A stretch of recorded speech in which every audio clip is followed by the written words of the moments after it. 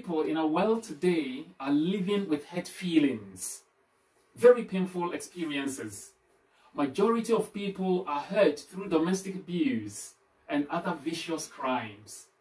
Many are those who have been hurt so badly through robbery, rape, lies, character defamation, and all kinds of violence.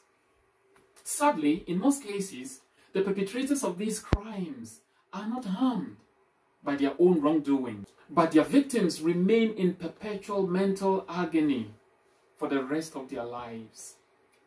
Has someone wronged you? Are you suffering from any form of injustice? Are you hurt by someone through a vicious crime? Or are you living in a state of perpetual mental agony? Today, I'd like to share with you one of the most difficult yet very important way of living at peace with our own self. And I'll do this from the social, scientific, and Christian perspectives. It is the gift of forgiveness.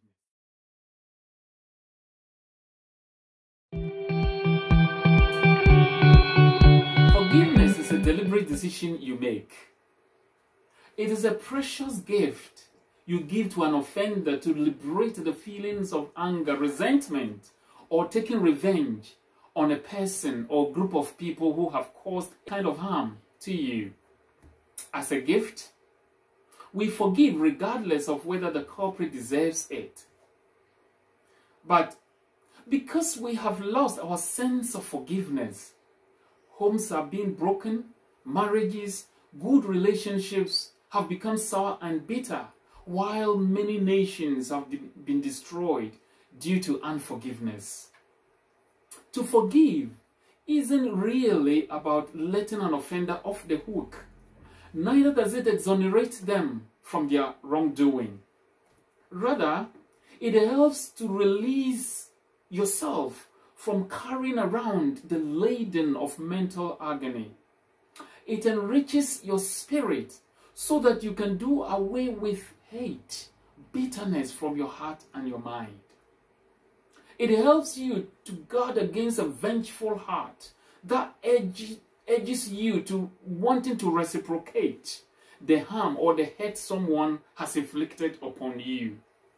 Usually, that leads you into more trouble because you want to reciprocate the harm. The year 1994 reminds us of the genocide in the nation of Rwanda. Millions of people were brutally raped, robbed, and killed. Recently, I watched a video of a Rwandan lady called Anne-Marie, whose husband and children were mercilessly beheaded by their own neighbor. Anne-Marie tells a sad story that under her own watch, her husband and children were murdered in cold blood. Over the years, Anne-Marie has been left lonely, childless, and without a caring husband. Many years after the genocide, the murderer is released from prison into the same community. Anne-Marie is unwell, and her illness worsens anytime she sees this man. Naturally, she's finding it so difficult to forgive the murderer. But with the help of a local Catholic priest, this is what Anne-Marie said, that the only way she could receive true healing was to forgive the murderer.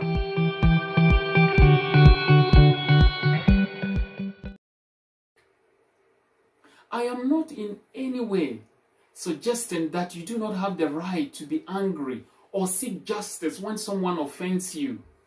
Of course you do. I am referring to the resentment that sometimes lingers for years, even if we believe we've forgotten and moved on. My dear friend, forgiveness can be very challenging, especially when the offender offers an insincere apology or nothing at all. Nonetheless, it is often the mentally healthiest way forward. This is the point. forgiveness is vitally important for the mental well-being of the victimized. It propels the victimized forward rather than keeping them emotionally engaged in an injustice or trauma situation. Research has shown that forgiveness actually elevates mood, enhances optimism and happiness, as well as protect against stress, anger, anxiety, and depression. Studies have also shown that harboring anger and resentment provides a platform for the body to release stress hormones whenever the offender comes to mind. And that is why Anne-Marie's condition gets worse on seeing the murderer of her husband and children.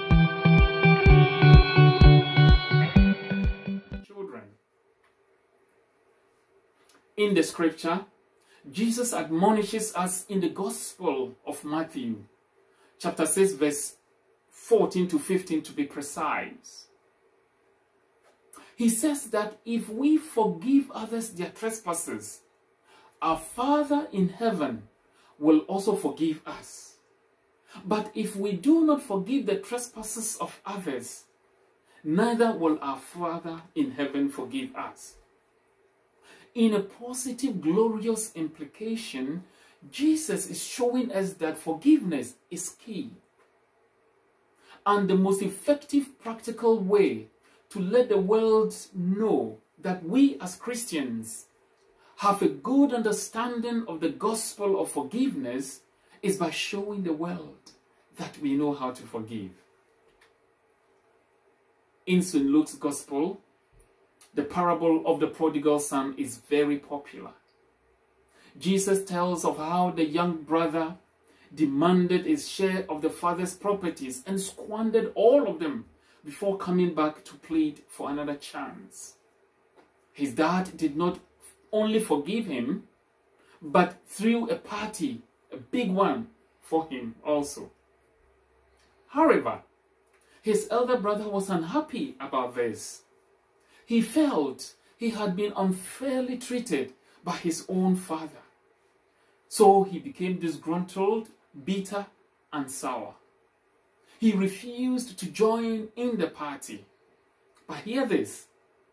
What hasn't been so much emphasized in this parable is the fact that even though the elder son refused to forgive his prodigal brother and to join in the party went on without him. What is critical here is that whenever we are so angry and harbor resentment, we should remember that the party might be going on unabated somewhere. Your offender might be enjoying himself while you depress yourself in deep anger, sorrow, and bitterness. Dearly beloved, are you still holding on to hurt feelings inflicted on you years ago? Are you laden with resentment and bitterness? Like the elder brother of the prodigal son, perhaps you are holding on to these hurts because you feel, as it were, you were unjustly wronged. But what's the point? Can you do something about it right now? If you cannot, what's the point of holding on to them? Why don't you let go and step up to a place of inner peace and happiness? May I humbly suggest the following to you. Please, remember, hurt is a state of mind. You feel so hurt and find it difficult to forgive because you have perceived the event, the situation, the circumstance, the intentions and the scheming of the offender in a certain way that makes you feel absolutely miserable. But shamefully, the offender is enjoying somewhere, somehow, regardless. Your head feels worst when you assume a position of having very little or no control over the situation. At this point, you feel powerless and think that someone else is to blame. It is very difficult to forgive and let go the bitterness under this scenario. I humbly submit to you that you make frantic effort to be in control of your emotions. Often, people do what they do, say hurtful things about us, or behave in a certain way because they are dealing with their own personal insecurities and struggles. In fact, many a times what they do or say might have very little, if anything at all, to do with us personally. The point is this: do not allow their life to intoxicate yours. Do not take things too personally and too seriously. Always focus on your blessing if you feel hurt. Reflect on the things that make you happy and for which you are most grateful. This will put your feelings and energy in proper perspectives. It may even go a long way to assist you to reprioritize your focus into a more meaningful venture that will bring you greater array of joy and fulfilling life. Being overly sensitive to the feelings, actions, and opinions of others can often put a significant strain on you and sour your relationships. In fact, you feel hurt, and your hurt feelings can build up over time, which can ultimately result in resentment, anger, sadness, and depression.